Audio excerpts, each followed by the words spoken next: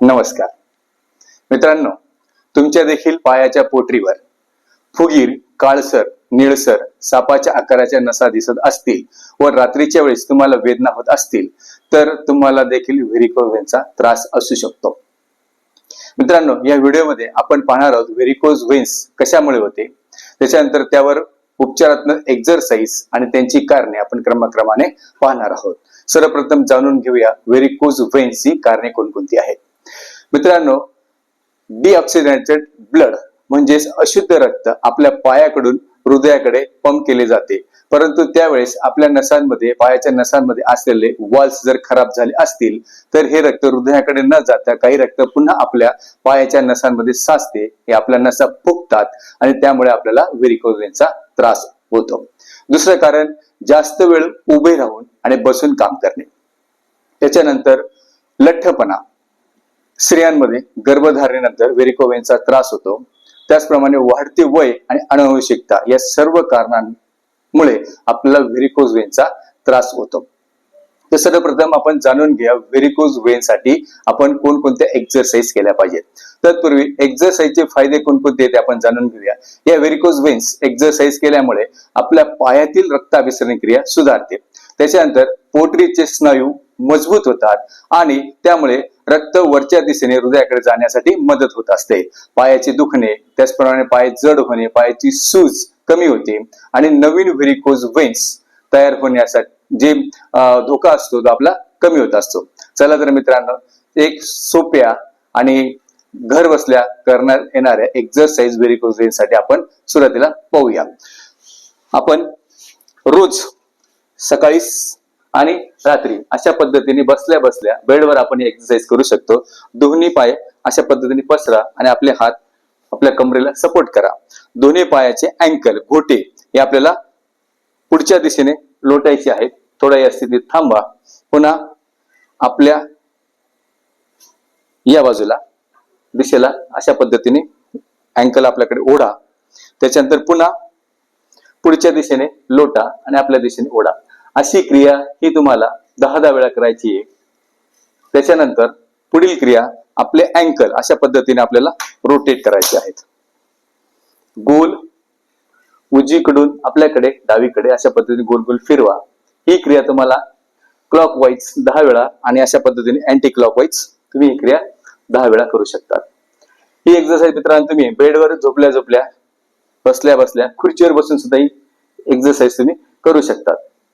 त्याच्यानंतर झोपून करायची एक्सरसाइज. रात्री झोपण्यापूर्वी आणि सकाळी उठल्यानंतर ही एक्सरसाइज तुम्हाला करायची आहे. अशा पद्धतीने पाठीवर झोपा, दोन्ही पाय आपले गुडघ्यात वाकवा आणि आपला एक पाय अशा पद्धतीने पूर्ण सरळ करा आणि आपले पुन्हा अँकल, गोटे आपल्या दिशेला आणि पुन्हा पुढे अशा पद्धतीने लोटा. ही क्रिया एकेका पायाने तुम्हाला 10 वेळा करायची आहे. पाय पूर्ण सरळ करा गुडघ्यात. त्याच्यानंतर हीच क्रिया डाव्या पायाने, डावा पाय सरळ करा. पाय सरळ केल्यानंतर आपल्या घोट्यात आपले पायाची मुवमेंट अशा पद्धतीने करा. पुन्हा पाय खाली करा. त्याच्यानंतर सायकलिंग दोन्ही पाय अशा पद्धतीने करा आणि सायकलिंग आपण ज्या पद्धतीने चालवतो त्या पद्धतीने पायाची मुवमेंट करा. फक्त एवढंच, पाय सरळ गेल्यानंतर आपला गुडघा सरळ झाला पाहिजे, पाय पूर्ण सरळ झाला पाहिजे. अशा पद्धतीने 10 वेळा क्लॉकवाईज आणि 10 वेळा अँटी क्लॉकवाईज. सोप्या सोप्या एक्सरसाइज आहेत. हे एक्सरसाइज केल्यामुळे मित्रांनो तुम्हाला त्याचा फायदा हा होईल. त्याच्यानंतर बसून करायचे दुसरं आसन म्हणजे बटरफ्लाय. आपले दोन्ही पाय चे तळवे एकत्र करा, बद्ध कोन आसन. नंतर जेवढे शक्य असतील आपले टाचा आपल्या शरीराकडे आणा आणि अशा पद्धतीने हलवा. पायातील रक्ताभिसरण क्रिया सुधारते, वॉल्स मधून रक्त वर जाण्याची क्रिया सुधारते. पुढची एक्सरसाइज पाहणार आहोत मित्रांनो आपण विपरीत करणे. भिंतीच्या साहाय्याने आपले पाय वर करायचे आहेत. जेवढं आपलं शरीर किंवा आपले हिप्स भिंतीला टेकता येतील तेवढ्या पद्धतीने टेका. आपले पाय सरळ वर करा, जेणेकरून आपल्या पायांमध्ये साचलेलं रक्त हे हळूहळू हृदयाच्या दिशेने जायला मदत होईल. सोपी एक्सरसाइज रोज या एक्सरसाइजचा 2 वेळा सराव करा. त्याच्यानंतर तुम्ही आपले अँकल मुवमेंट पण करू शकता अशा पद्धतीने. नंतर हळू पुन्हा पूर्वस्थितीत.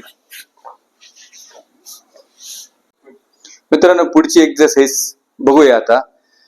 एक खुर्चीच्या किंवा भिंतीच्या सहारा घेऊन तुम्हाला आपल्या पंजावर उभं राहायचंय अशा पद्धतीने. Hill raises. थोडा वेळ थांबा.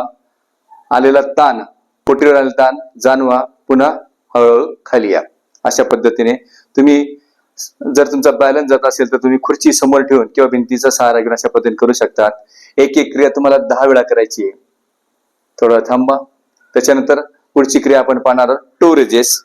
बघा अशा पद्धतीने आपले टाचावर उभे राहून आपले पंजे वर करा. पुन्हा टेकवा. पुन्हा पंजे वर करा. थोडा थांबा. टेकवा. ही क्रिया तुम्हाला 10 वेळा करायची. त्याच्यानंतर दोन्ही 1 वेळा करा. टाचेवर उभे राहा. त्याच्यानंतर पंजावर उभे राहा. अशा पद्धतीने ही क्रिया तुम्हाला 10 वेळा करायची आहे.